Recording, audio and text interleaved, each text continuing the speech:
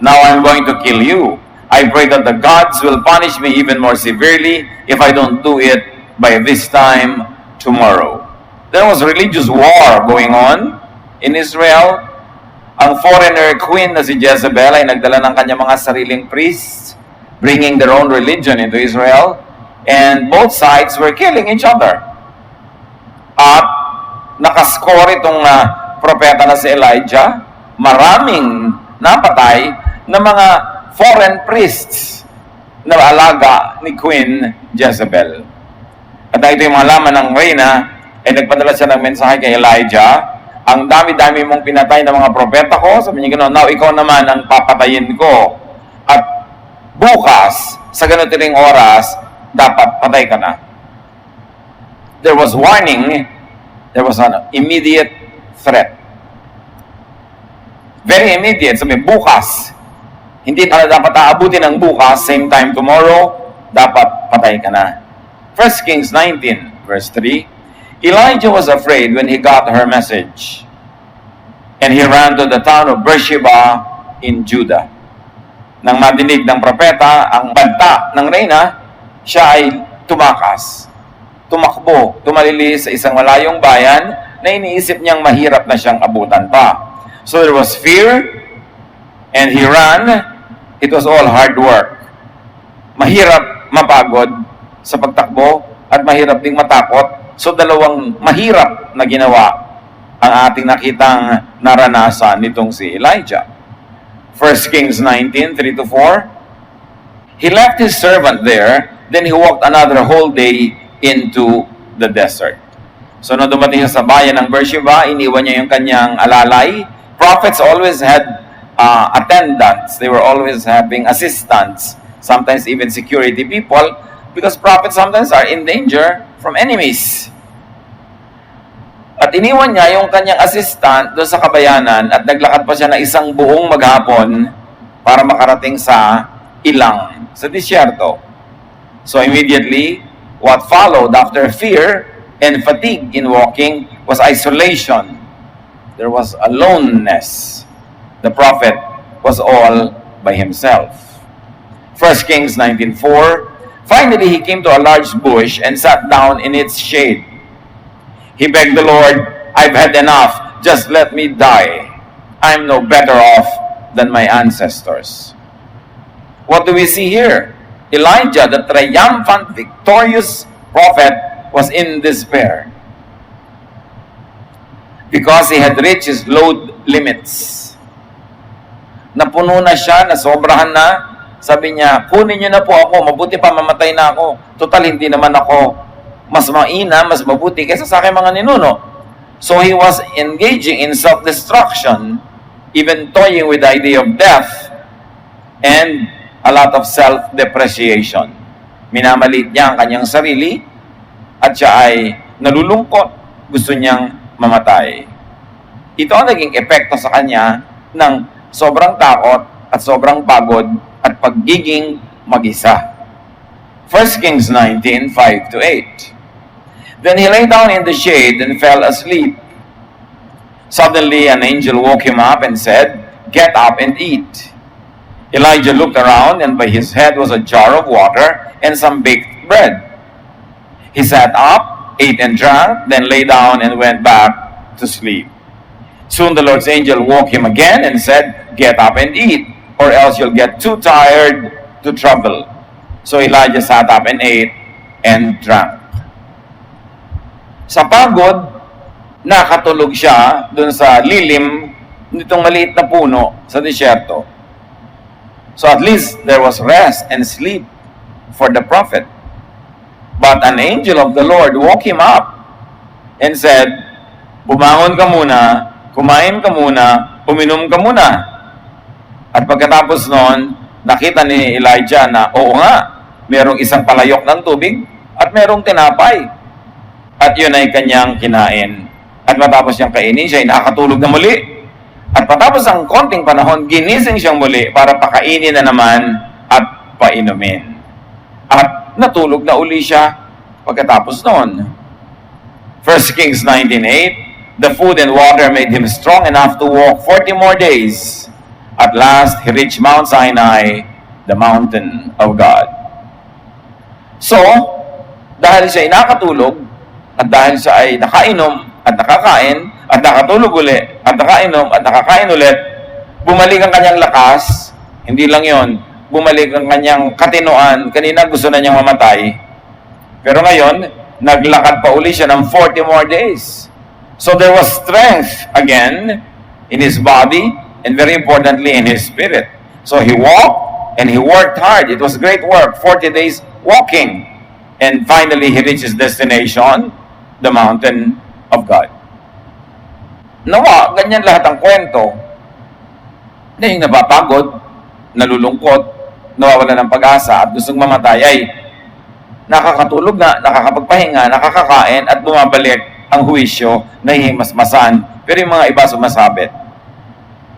Ganyan ang nangyari doon sa mga nagpapakamatay sa panahon ng kanilang depression, sa panahon ng pag-iisa, sa panahon ng kalungkutan, ng takot, ng hopelessness.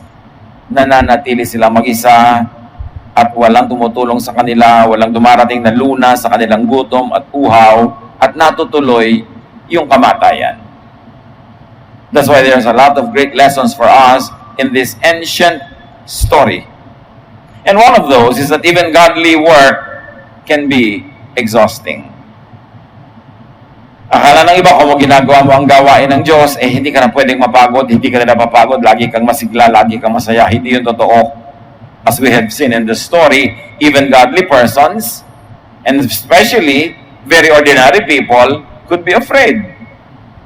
Godly people, even ungodly people, ordinary people could have fears, could feel hopeless, could be desperate. Yang desperation, kawalan ng pag-asa, sobrang lungkot, dumadapo yan kahit kanino.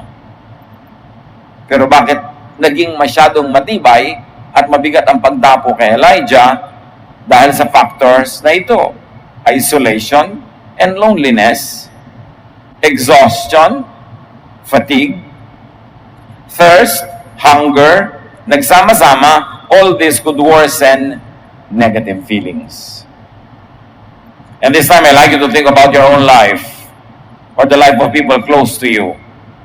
Kung may negative feelings na, natanggal na sa trabaho, bumagsak sa exam, iniwan ng papa, nawala ng love life, nasunugan ng bahay, nanakawan ng kabuhayan, nagkasakit, negative na yung feelings, pag dinagdagan mo pa yan ng pag-iisa at lungkot, at dinagdagan mo pa ng pagod ng katawan, at dinagdagan mo pa ng uhaw at gutom na hindi mo inaasikasong painumin at pakainin, pwedeng-pwede ka maging kandidato sa sobrang depression to the point that people are tempted to want to die.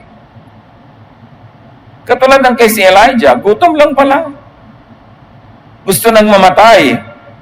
Pero nung nakatulog, nakakain, nakainom, gusto na uling mabuhay. In fact, nabuhay na naman siya. So, pagod at gutom lang pala. Madaling matakot, madaling malungkot, madaling ma-depress ang pagod at gutom. Kaya marami sa sobrang nag-e-exercise, sobrang nagda-diet, marami dyan nade-depress. Kasi deprived ng proper nutrition at deprived kuminsan ng pahinga kasi sobrang mag-exercise. So rest, especially sleep, food and drink, and company or companion, like the angel in the story, could restore positive feelings, physical and spiritual strength, and all of this could also restore hope and aspiration. Simple lang, pero nane-neglect. Inumin, pagkain, kasama. Nakakalutas ng napakaraming malalalim na problemang gutom at lungkot lang pala ang dahilan. Sa buhay natin ngayon mga kapatid, napakadaling mapagod. Lalo ang mga nagtatrabaho sa mga factories, sa mga opisina, kung saan-saan. Sa traffic pa lang, ilang oras ka na.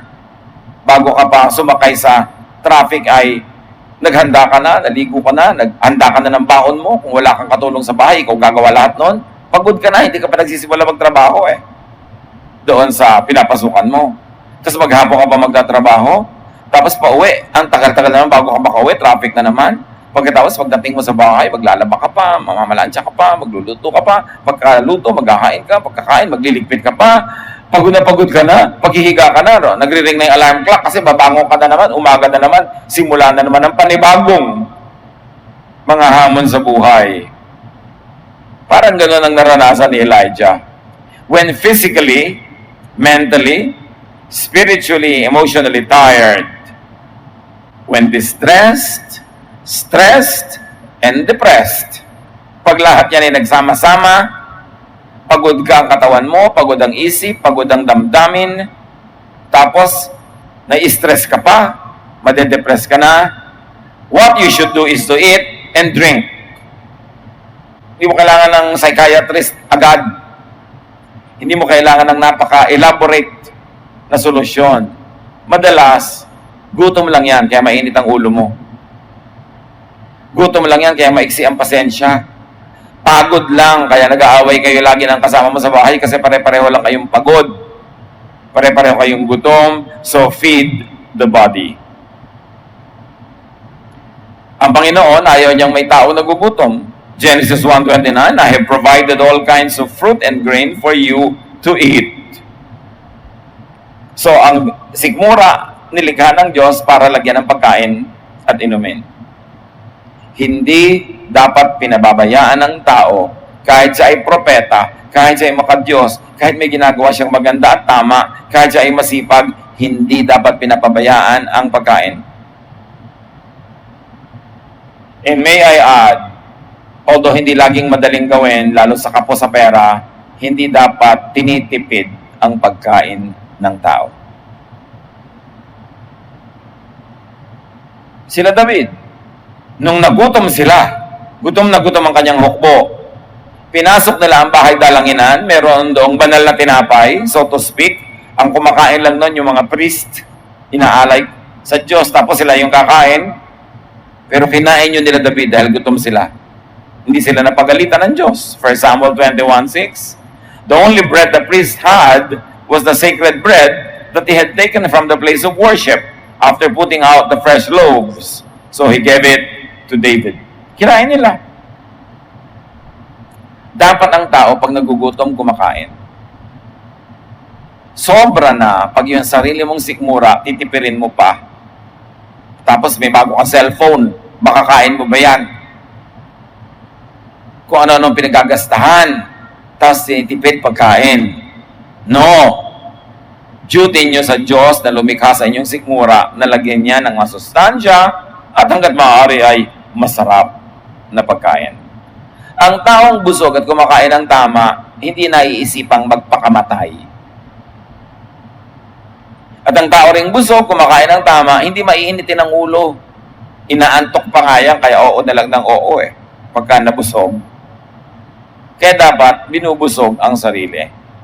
Ecclesiastes 2:24, the best thing we can do is to enjoy eating, drinking, and working. I believe these are God's gifts to us. Dapat ang pamilya, pagka kumakain, hanggat maaari at hanggat kaya, parang celebration. Kahit ang kakainin mo lang yung tuyo, ilalagay mo naman sa maganda-gandang plato, ilalagay mo ng mga kamatis, sakwate, mga bulaklak, pampagana sa buhay. Hindi pagtingin mo pa lang doon sa plato, inaantok ka na, may isang ulilang tuyo, wala man lang katabi kahit ano. Nakakatamad kainin. Kailangan pinapasaya. Gano'n ba naman kamahal yung magagandang plato at magagandang baso, lalo ngayon, ang dami ng very affordable. Tapos, ang mga pamilya, nagtitiis kumain sa walang kakwenta-kwentang plato, baso.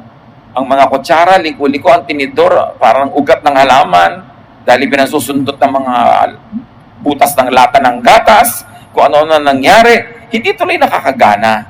Kailangan pinapasarap mo yung pagkain, binibigyan ng appetite, at ilalagyan nyo ng color ang dining table. Do you know that orange is the color of appetite? So maglalagay ka ng mga kulay orange dyan. Kung hindi tunay na prutas na orange, kung ano mang mga orange, kamatis, yung mga mamula-mula, manilaw-nilaw. Kaya ganyan ang mga kulay ng mga fast foods. Mga orange, mga dilaw. Kasi nakikita mo pa lang yung ginaganahan ka na. Subukan mo gawing itim ang tapete ng mesa mo pagka tinamad kang kumain. O gray. Kaya pinapasaya mo. Celebrate eating. Hindi yung nagmamadali ka, hawak-hawak mo lang yung kinakain mo, lakad ka ng lakad, nagbibihis ka, na ganun lang yung pagkain. Masarap may seremonya, yung upo kayo, kakain kayo. Kasi yan ang bigay ng Diyos ng mga kaligayahang affordable. Tapos sabi ni Solomon, pinakamatalino siyang tao sa balat ng lupa. Ang sabi niya, itong atupagin niyo, mag-enjoy kayong kumain, uminom, at magtrabaho para makakain kayo at makainom ng gusto niyo. Importante, do not neglect that. And when you're depressed, lonely, sad, listless, naiinip, nalulungkot, change your body chemistry. Chemistry lang yan. Pag may kinain kang tama, naiiba yung blood composition mo, sisigla ka. 1 Timothy 5:23, si Timothy, laging sira ang tiyan, laging tubig lang ang iniinom. Sabi sa kanya ni Paul, stop drinking only water. Take a little wine to help your stomach trouble and the other illnesses you always have. So, change your body chemistry. Eat well, drink well, especially when tired and stressed. Lalo yung mga empleyado. Siyempre, para makatipid-tipid naman, nagbabaon pa ng lunch. Pagbukas mo ngayon nung lalagyan mo ng lunch, panat na yung kamatis, umurong na yung pritong itlog, natural, dahil lumamig na, tumigas na yung kanin, tapos araw-araw ginagawa mo sa sarili mo yan. Pagkatapos isang dakilang Martin, nagpapaaral ng 3-4 na pamangkin na laging nasa fast foods, laging bumibili ng load, laging nag-enjoy sa buhay, tapos ganyan ang ginagawa mo sa iyong sarili. Sa palagay mo, natutuwa sa iyo Diyos. Sa palagay mo, sabi ng Diyos, sige, magdusa ka na magdusa para yung mga sinusuplayan mo, sila ang nagpapasasa. Gusto ko magdusa ka, gusto ko magutom ka. No, you take care of yourself. Hindi masama yung baon, pero sarapan mo naman yung baon mo kasi araw-araw ginagawa mo yun, hanggang tumanda ka na lang, namatay ka na, hindi ka na nag-enjoy sa buhay. And workers, employees, make it a point to eat well. Yan ang inyong treat sa inyong sarili at yan din ang tungkulin nyo sa Diyos na lumikha ng inyong katawan. Therefore, to be able to do all this, to eat well, to drink well, you have to work. Produce food and drink. Have the capacity to enjoy food and drink. Lalo yung mga busy sa kanilang mga profesyon, halos wala na oras kumain. Bakit pa kayo nagpo-profesyon kung pagkain lang, hindi nyo maasikasong gandahan at sarapan? Para ano pa nabubuhay tayo? Isa yan sa mga pleasures ng katawan na affordable. Hindi ka paghihirapin ng pagkain kasi pag busog ka na, tumitigil ka na eh. Drugs, paghihirapin ka. Gambling, paghihirapin ka. Yung mga ibang mga bisyo, paghihirapin ka. But not food. Because you stop eating when you're full. Paano ka maghihirap nun? Napakahalaga yun. Importante na magtrabaho para ma-afford mo yung gusto mong kainin. Genesis 3:19, sabi ng Diyos, by the sweat of your brow, you will eat your food. Pagtatrabahuhan mo, ang kakainin mo. So gusto mong maramit masarap na kainin, husayan mo ang pagtatrabaho. It's very important when you are physically tired, emotionally tired, to rest and sleep. And again, I like to emphasize, working people, office people, factory people, halos wala nang panahon mag-sleep, mag-rest. Kaya yung iba sobrang maka-adapt, nakatayo sa MRT, nakakatulog. Can you imagine that? Sa sobrang antok. Ang mga tao ngayon, hindi nila alam kaya sila mainitin ang ulo, madaling maggalit, madaling mag-away, kasi mga kulang sa tulog. Mga bata, mga palasagot sa magulang, mga nagiging suwail, kulang sa tulog. Nauubos ang oras sa dapat sana itulog na lang. Di ba na sana kung trabaho? Pero yung pagkatrabaho, ano pa mga ginagawa ng mga tao na ang tagal-tagal pa bago matulog, ang haba-haba ng panonood ng TV, pag-i-internet, pag sa cellphone, ang tagal, dapat itulog na eh. Kumisa nga, nakakatulog na doon sa computer. Sinusuwag-suwag na yung computer, ayaw pang matulog. Alam niyo ba kung bakit may gabit araw? Kaya pinadilim ng Diyos ang gabi para pagdilim, tulog na tao dapat. Kasi kung gusto naman ng Diyos, ang tao gising pa, di maglagay siya uli ng pangalawang araw o super liwanag na buwan. Kaya nga niya pinadilim eh. Pero siyempre, naliwanagan na ng technology yan. Ngayon, meron pa mga establishments na gising 24 oras. No? Tapos may mga kainan na gising 24 oras. Kasi may mga opisinang gising 24 oras. At the end of the day, isipin niyo kung mabuti sa katawan niya. May bayad. May bayad. Kaya ang dalangin ko ngayon, mga trabaho, mga evening shift, sana temporary lang habang naghahanap pa kayo ng ibang mas mabuting magawa, pero huwag forever. Kasi may bayad. Exodus 34:21, do your work in 6 days and rest on the 7th day, even during the seasons of plowing and harvesting. Gusto ng Diyos, bawat trabaho may katumbas na pahinga. Dapat magpahinga. Ano pang ipagpapahinga mo? Kung may trabaho ka hanggang Sabado, ipapalagyan na kahit hanggang Biyernes. Sa Sabado, gagawin mo lahat yung laba, plancha, palengke, magluluto ka ng advance food para may mga nakakain-kain kayo during the week na hindi na kailangan lutuin, maglilinis pa ng bahay, yung mga trabaho pa na nagbabayad ka ng kuryente, tubig, kung ano-ano, kung wala kang mga staff sa bahay. Sobrang pagod ang tao ngayon.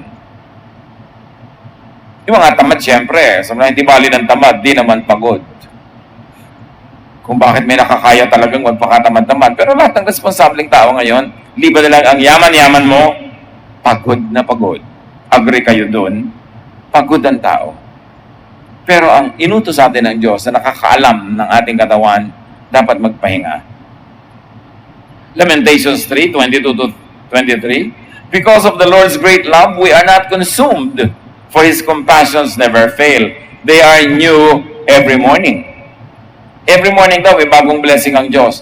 Because morning is supposed to be nakatulog ka magdamag. So ang ibig sabihin ng verse, after every moment of rest, may bagong blessing.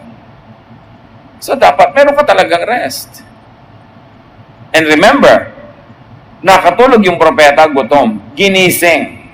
Kumain ka muna at mamaya mo na ituloy ang iyong tulog. Mga kapatid, kahit gaano kayo kapagod, kumain muna kayo bago kayo matulog. Dahil mahirap yung tulog ka pero gutom na gutom yung sikmura mo, kinakain na pala ng large intestines mo, yung small intestines. Kasi gutom na gutom siya habang natutulog ka. Napaka-importante na pinapakain ng katawan. So eat first before sleeping. And as we have mentioned, people who work or people who study 6-8 hours a day, cut down on non-restful activity, cut down on non-sleep activities. Huwag puyat ng puyat ng puyat. Itulog nyo yan.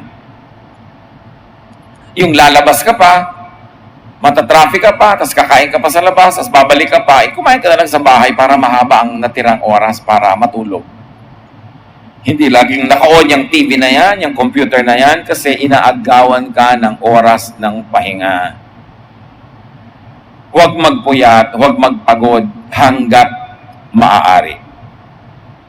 And work in time, sa tamang panahon, so you could have time and space for rest when needed. Dapat ipon ka ng ipon ng trabaho, ipon ka ng ipon ng income, ipon ka ng ipon ng pagkain, para kung may sakit ka, o pagod ka, o gusto mong pahinga, pwede. Dahil meron kang inimpok. The Proverbs 31 lady, ang sabi sa kanya, she laughs at the days to come. Bakit? May savings kasi. Bakit may savings? Masipag. So, hindi siya masyadong natatakot tungkol sa hinaharap. Kaya yung ating binasa kanina, sabi ni Jesus sa kanyang mga disipulo, Mark 6:31, come away by yourselves, iwan nyo yung mga taong pinaglilingkuran nyo, to a secluded place na hindi kayo masundan, and rest a while. Kahit si Jesus, hindi niya sobrang pinapagod yung kanya mga disciples. Pinagpapahinga niya, sukdan pa ngang iwan yung mga taong pinaglilingkuran. Hindi naman gusto ni Jesus sa paglilingkod mo sa mga tao, namatay ka na sa pagod at gutom at hirap. Ikaw din, magpapahinga.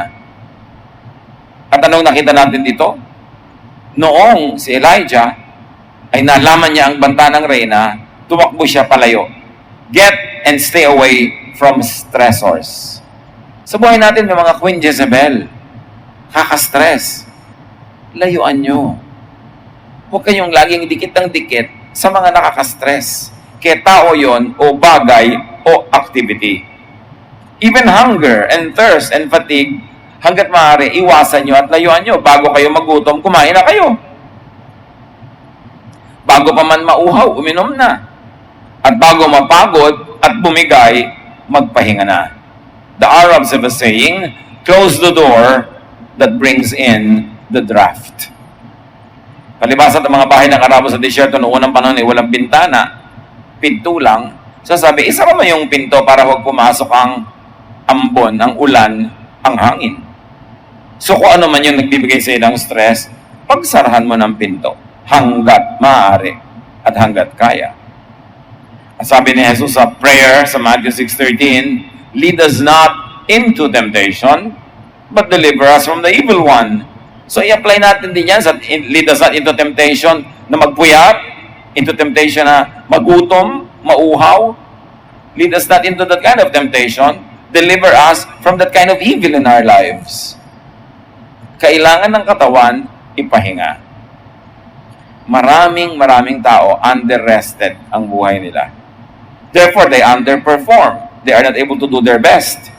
So, hindi rin sila kumikita ng sobrang dami. So, pabalik-balik lang yun. Hindi tuloy sila umaasenso. So, hindi sila makapagpahinga. It becomes a vicious cycle. And remember, yung mistake ni Elijah, lungkot na lungkot siya, pagod na pagod, takot na takot, iniwan pa niya yung assistant niya. Do not be too alone. Do not be too isolated even from helpers. Sabi rin sa Bible, mapalad yung merong kasama kung siya'y madapa ay may magtayo sa kanya at kung maginaw ay magkadikit man lang sila para makatulong sila magpainit ng kanilang mga katawan. Genesis 2:18, the Lord God said, it is not good for man to be alone, especially when sad, when depressed. Be sensitive to people who are depressed. Kung kaya niyong samahan, samahan niyo. Kausapin, aliwin, libangin. Kasi yan ang pagsisisi ng mga kaibigan at kamag-anak ng maraming nagpakamatay. Tumatawag sa akin, hindi ko masyadong kinausap, nagte-text, hindi ko sinagot. Gustong samahan ko siya, busy naman ako, hindi ko na samahan. Kung alam ko lang na magbabaril siya tonight, di sinamahan ko na sana, di kinausap ko na sana. Yun nga hindi natin alam. Kaya dapat tayo sensitive. Kung minsan may taong malapit sa'yo, nasa bingit na pala ng pagpapakamatay, depressed na, humihingi ng tulong, humihingi ng saklolo, and we're too busy to even notice. So be sensitive to people who could be depressed. And let God's angels, even God's human angels, help you. Be ready, be open to receive help. Hebrews 13:2, be sure to welcome strangers into your home. By doing this, some people have welcomed angels as guests, even without knowing it. So, may mga anghel na totoo at may mga taong parang anghel sa buhay natin. Kung nangangailangan tayo ng tulong, tanggapin natin ang tulong at makinig tayo sa kanila. And as we have mentioned, be sensitive to and help persons in distress. Persons who are reaching their load limits, napupuno na sila, bibigay na sila, sasabog na sila, let's be sensitive to them, and let's be sensitive to persons who are suffering. Time naman para tayo yung maging anghel sa buhay nila.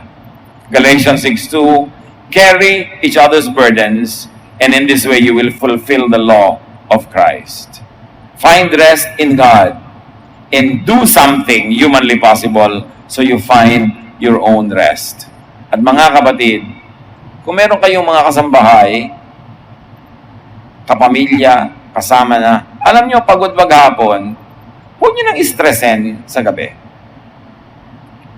Lalo mga anak, kayong mga anak, mga magulang nyo, so, nagtatrabaho, ginagawa nila ang lahat, huwag na kayong dumagdag pa sa mga stress nila.